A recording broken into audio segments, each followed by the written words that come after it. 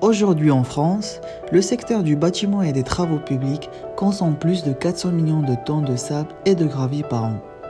Ces matières premières proviennent de l'exploitation de ressources naturelles. Or, à force de surexploitation excessive due à une demande croissante et incessante, les réserves naturelles se sont amenuisées, entraînant la raréfaction des ressources naturelles, ce qui représente une réelle menace pour la pérennité du secteur. Devant l'impératif de préserver ces ressources naturelles et dans le souci d'assurer le suivi de PTP, le recours au recyclage des déchets a été une alternative qui a été fortement explorée. Mon projet fait partie de ce programme de recherche. Il vise à développer un mortier mousse à base des matériaux issus du recyclage. La finalité de cette étude est de démontrer la fiabilité du produit obtenu et l'attitude à l'emploi des matériaux alternatifs dans la construction durable. Je suis Mouadem Hamza, doctorant à l'INT Les Doués.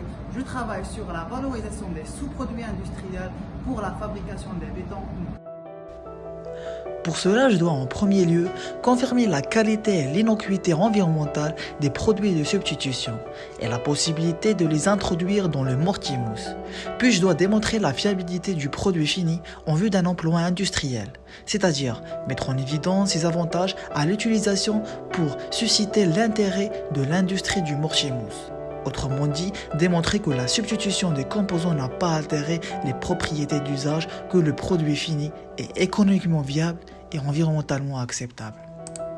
Les produits finis que je dois obtenir doivent répondre aux critères du cahier de charge en termes de performance physique et durabilité et d'impact environnemental. Les produits alternatifs utilisés sont premièrement, les sédiments de dragage, avec 50 millions de mètres cubes de sédiments marins et 6 millions de mètres cubes de sédiments fluviaux dragués chaque année en France. Deuxièmement, les mâches-fer issues de l'incinération des déchets ménagers, avec 3 millions de tonnes de mâches-fer produits chaque année.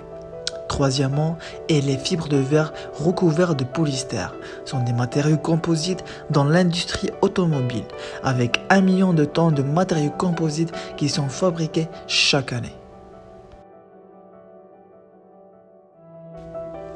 Pour atteindre les objectifs de mon projet, j'ai déterminé les propriétés physico-chimiques de chaque matériau afin de vérifier leur qualité et leur innocuité et leur attitude à pouvoir être incorporés dans le mortier mousse. Ensuite, j'ai mené des essais techniques sur le mortier afin de pouvoir évaluer l'influence de l'introduction des produits alternatifs dans le mortier à l'état frais et à l'état durci. L'un des essais importants réalisés sur les mortiers à l'état frais est l'essai d'étalement, afin de mesurer la fluidité du mortier à l'état frais.